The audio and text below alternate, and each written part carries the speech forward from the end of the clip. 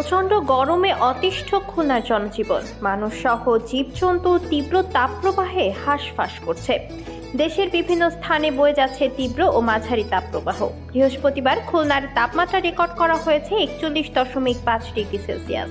চলমান তাপপ্রবাহের কারণে আগামী 27 এপ্রিল পর্যন্ত দেশের সব স্কুল ও কলেজ বন্ধ রাখার সিদ্ধান্ত নিয়েছে সরকার। তাপদাহের এই ক্রান্তি লগ্নে খুলনা মহানগরীর রায়ের মহল বড় মসজিদের সামনে আলিয়া উড ইন্ডাস্ট্রি নামক এক কাঠের ফ্যাক্টরি নিয়েছে ব্যতিক্রমী এক উদ্যোগ। তাদের ফ্যাক্টরির কার্যক্রম সূর্যের কিরণকে বৃদ্ধাঙ্গুলি দেখিয়ে সন্ধ্যা 7টা হতে ভোর 5টা পর্যন্ত পরিচালনা করছে প্রতিষ্ঠানটি। এমন ভিন্ন ও যুগোপযোগী সিদ্ধান্তের জন্য খুশি প্রতিষ্ঠানটির কর্মচারীরা।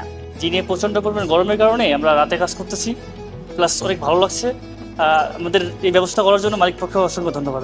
আমরা দিনে কাজ করার অসম্ভব গরমের জন্য আমরা রাতে কাজ করতেছি। আমাদের এমডি স্যার এর জন্য আমাকে রাতের শিফটে কাজ করার জন্য অনুমতি দিচ্ছে। অসহ্য গরমের তাপের জন্য আমরা কাজ করতে পারি না, আর কাজ না করলে আমাদের সংসার চলবে না। এই জন্য আমাদের এমডি সাহেব আমাদের সুবিধার্থে গরমের জন্য আমাদেরকে রাত্রে কাজের ব্যবস্থা করে দিয়েছেন। এর জন্য ওনাকে অসংখ্য ধন্যবাদ। কর্মী যদি সুস্থ থাকে তবেই তো আমরা উৎপাদনের লক্ষ্য পূরণ করতে পারবো। এই গরমে কর্মীরা কষ্ট করে কাজের মান ধরে রাখতে পারবে না। এজন্য আমাদের সকল কর্মীদের নাইট শিফট চালু করেছি, যেন তাদের অন্তত কিছুটা হলেও স্বস্তি দিতে পারি বলে জানালেন প্রতিষ্ঠানটির মালিক MAH রুবেল। এখন যদি কাজ বন্ধ করে দিই তাহলে আমাদের ওয়ার্কাররা অনেক বিপদে পড়ে যাবে, যার কারণে আমরা এখন বাইরের ওয়ার্ল্ডের সাথে তাল মিলিয়ে আমরাও নাইট শিফট চালু করছি। সন্ধ্যা 7টা থেকে ভোর 6টা পর্যন্ত কাজ চলবে।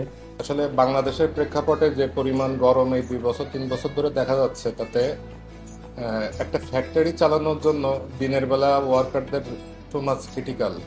আলিয়া উডের মতো অন্য ফ্যাক্টরির মালিকরাও যদি শ্রমিকের কথা ভেবে শিফট চেঞ্জ করে দিত তাহলে গরমে সবাই আরাম পেত বলে জানান স্থানীয়রা।